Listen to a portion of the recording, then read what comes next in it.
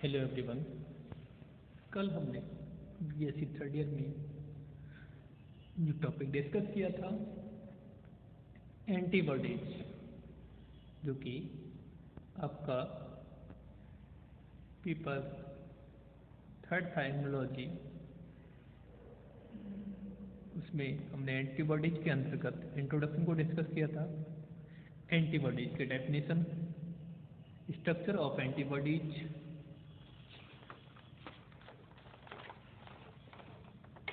उसके बाद स्ट्रक्चर के बाद हमने बात की थी types of antibodies. Types of antibodies में हमने कल आईजीएम आईजीजी को डिस्कस किया था। आज हम यानी थर्ड टाइप ऑफ एंटीबॉडीज को डिस्कस करेंगे।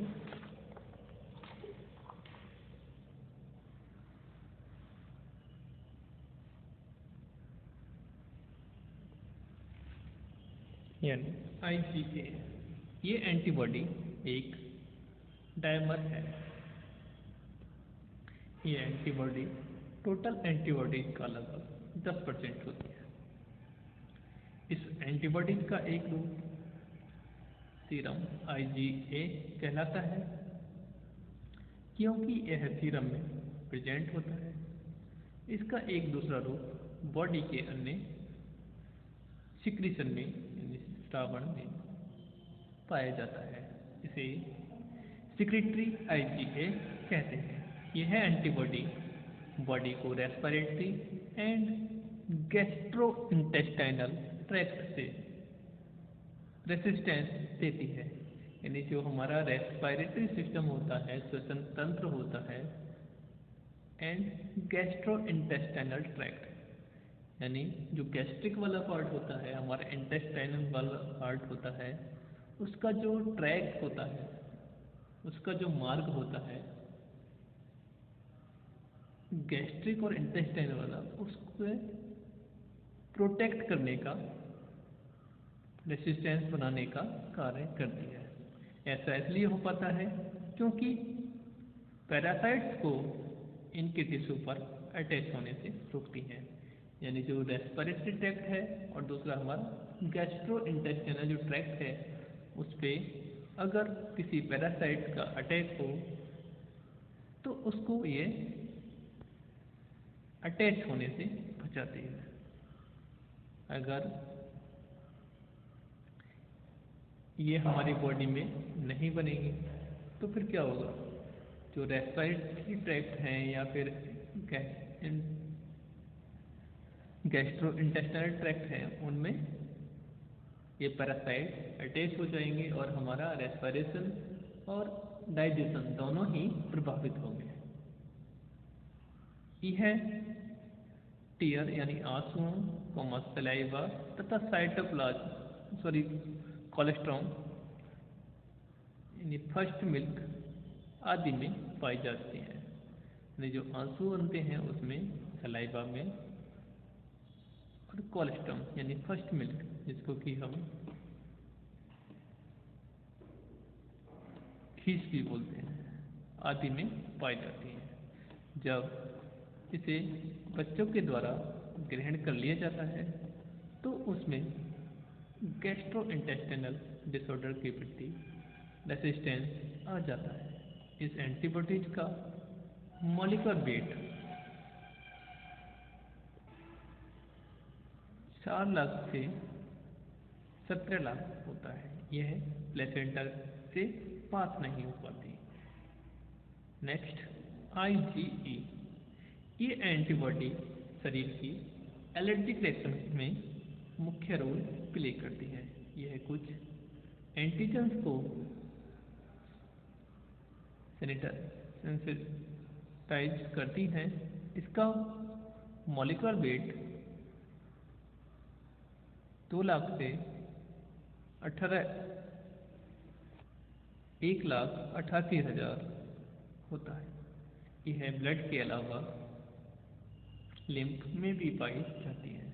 ये भी प्लेसेंटा से नहीं गुजर पाती। यानी जो प्लेसेंटा होता है, ह्यूमन प्लेसेंटा होता है या मैमेलियन प्लेसेंटा होता है, उससे ये पास नहीं हो पाती। Next, IgD. ये एंटीबॉडी टोटल एंटीबॉडी का 0.05% होती है। यह एक मोनोमर है। इसका मॉलिक्यूलर वेट 1,80,000 से 18,500 होता है। ये भी प्लेसेंटा से नहीं गुजर पाती। इसका वास्तविक कार्य अभी तक ज्ञात नहीं है। शायद ये बीटा लिम्फोसाइट्स का अन्य एंटीबॉडीज के निर्माण के लिए स्टिमुलेट करती है। अब बात करते हैं हम स्ट्रक्चर ऑफ आईजीएम, जो फर्स्ट हमारी एंटीबॉडी थी उसके स्ट्रक्चर की। तो ये आप स्ट्रक्चर इसका देख रहे हैं। ये बी वाला जो है ये इसकी मोनोमरिक फॉर्म होती है। इसमें आप देख रहे हैं ये भी बाई शेप्ड है, यानी ये variable region of light chain, जिसको बीएफ से रिप्रेजेंट कर देते हैं। Variable region of heavy chain, इसकी दो साइड्स होती हैं, एक लाइट चेन वाला और दूसरा हैवी चेन वाला। ऐसे ही दूसरे पोर्शन में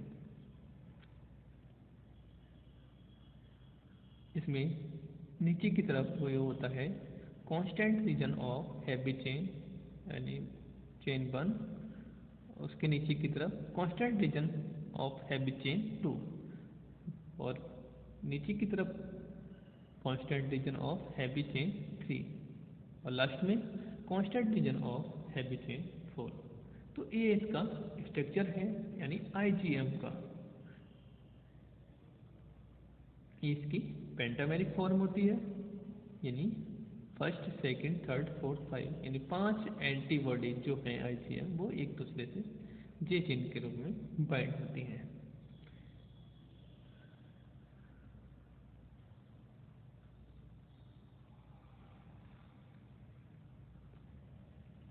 इसमें आप देख पा रहे हैं जो सेकंड वाली हमारी एंटीबॉडी थी, यानी आईजीजी, ये उसका डायग्राम है।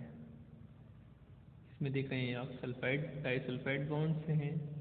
ये आपका disulphide bond constant region of heavy chain 3, ये आपका CH2 यानी हैवी चेन रीजन 2, ये CH1 यानी constant region of heavy chain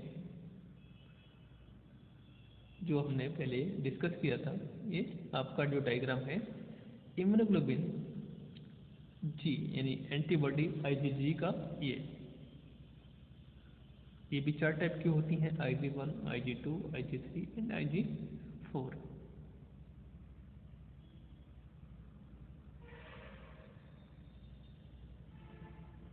इसमें अंतर क्या होता है, यानी IG1 है, इसमें 2 इंटरचेन होती हैं डाइसल्फाइड बॉन्ड की, इसमें 4 इंटरचेन होती हैं, इसमें 11 इंटरचेन होती हैं, इसमें 2 interchain disulphide bond of heavy chain. बात करते हैं हम सेकंड यानी थर्ड जो टाइप थी आपकी उसके डायग्राम की। जो आपकी थर्ड टाइप है यानी IgA, ये उसका डायग्राम है। इसमें आप देख रहे हैं ये भी बाई शेप्ड है, heavy chain, light chain, variable region, यानी ये heavy chain 1, heavy chain 2, heavy chain 3,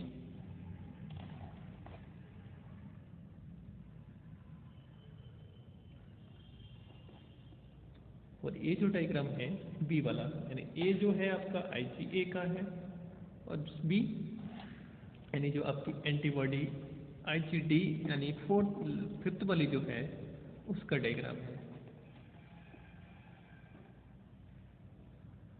यानी इसमें जो हिंज रीजन है वो एक लॉन्ग रॉड के द्वारा जुड़ा होता है। हैवी चेन इसके एंटीरियर एंड की तरफ होती है, उसके नीचे लाइट चेन होती है, और बीच की तरफ इसमें यानी जो CH2 बनता है यानी हैवी चेन रीजन 2। अब बात करते हैं यानी हमारी जो फोर्थ टाइप थी IgE, यानी IG एंटीबॉडीज थी उसके स्ट्रक्चर की। तो IgE जो एंटीबॉडीज है यानी इम्यूनोग्लोबिन E, उसमें कुछ इस टाइप का स्ट्रक्चर दिखता है। इसमें आप देख पा रहे हैं ये डाइसल्फाइड बॉन्ड के द्वारा इंटरकनेक्टेड है, ये इसका लाइट चेन वाला पार्ट है, यानी इसको CH1 बोलते हैं। ये हैवी चेन वाला पार्ट, और ये heavy chain, CH1 CH2 CH3 CH4, यानी इसमें 4 हैवी चेन होती हैं और लाइट चेन होती हैं 2।